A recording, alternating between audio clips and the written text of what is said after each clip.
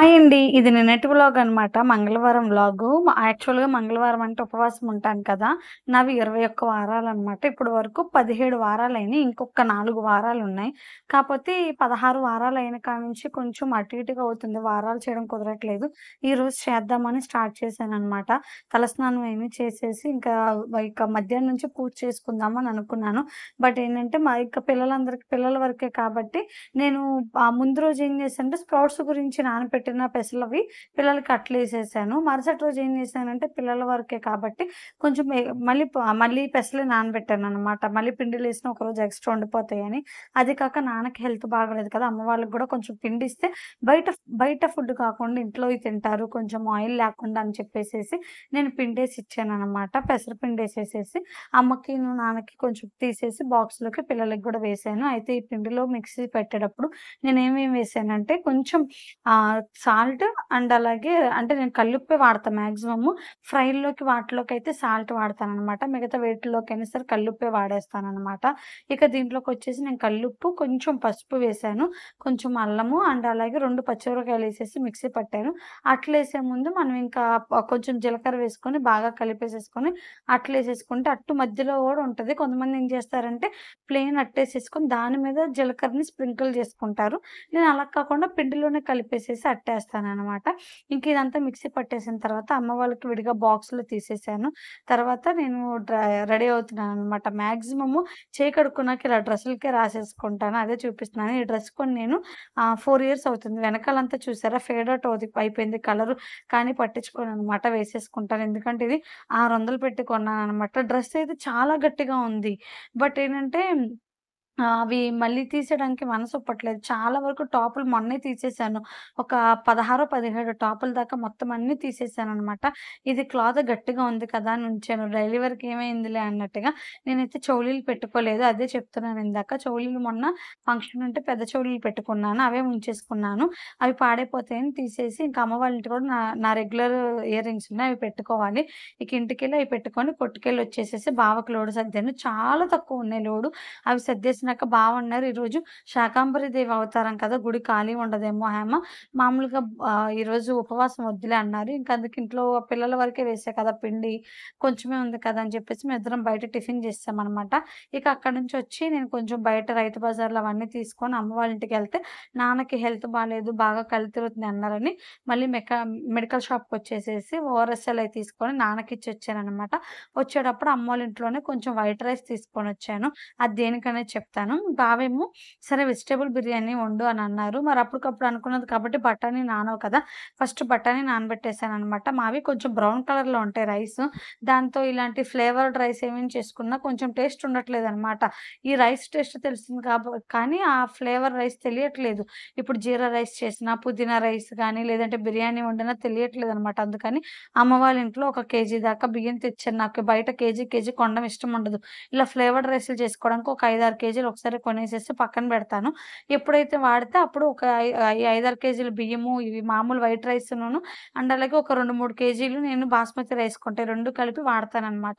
ఇక అవి లేవని చెప్పేసి నాకు అలా 1 కేజీ అలా కొనడం ఇష్టం ఉండదు. బావైతే అలా తెస్తారు. 5 కేజీస్.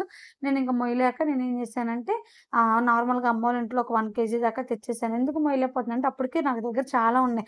పిల్లలకి స్నాక్స్ చేద్దామని గోధుమ పిండి తీసుకొచ్చాను.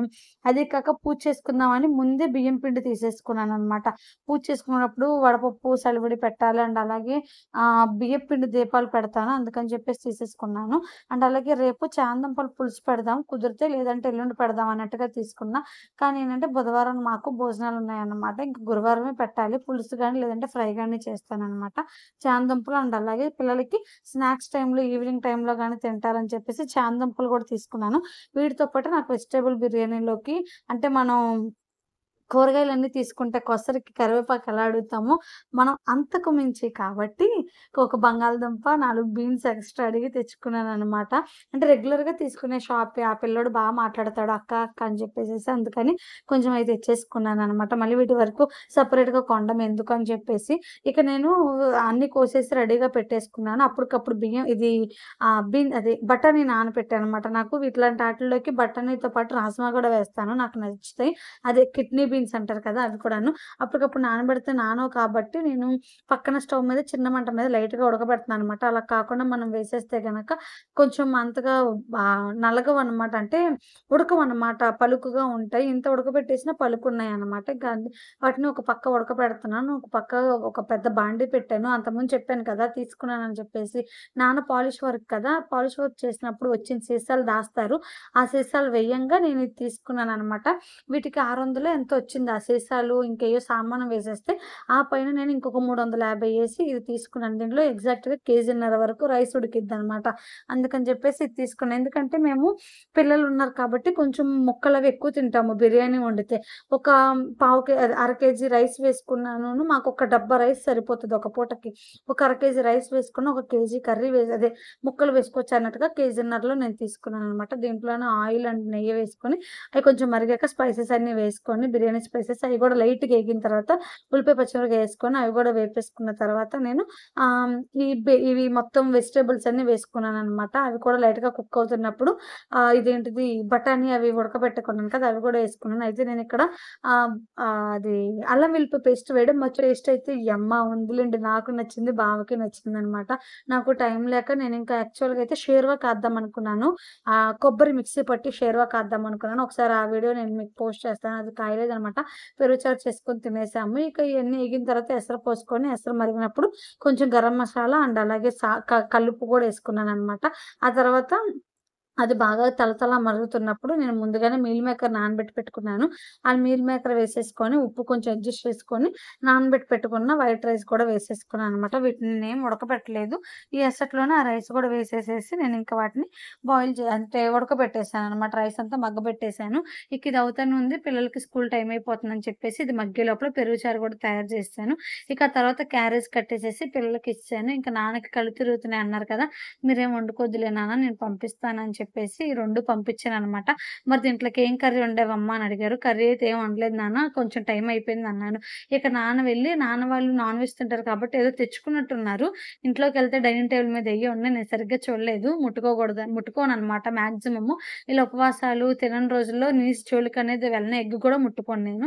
ఇక మా వరకు మాత్రం సరే పెరుగు చారుతో ఏం తింటారమ్మా సాంబార్ తెస్తానని చెప్పేసి తెచ్చారనమాట. వద్దన్నా తీసుకొచ్చారు.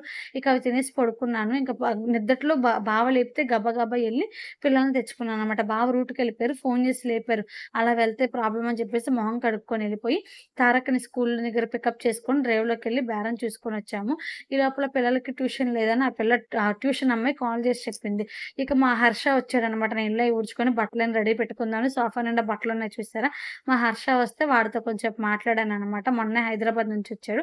ఇక నైట్ పడుకునే ముందు ట్యాన్ ప్యాక్ వేసేసుకొని పడుకున్నాననమాట. మరుసటి రోజు భోజనానికి వెళ్ళాలి. అంటే ఈరోజు వెళ్ళాలి. ఈరోజుతో వ్లాగ్ గూడాను పోస్ట్ చేసేస్తాను రేపు. అంతేనండి వీడియో. ఉంటాను. Bye bye. మన వీడియోస్ గనుక నచ్చితే like, share and subscribe to our channel. Thank you.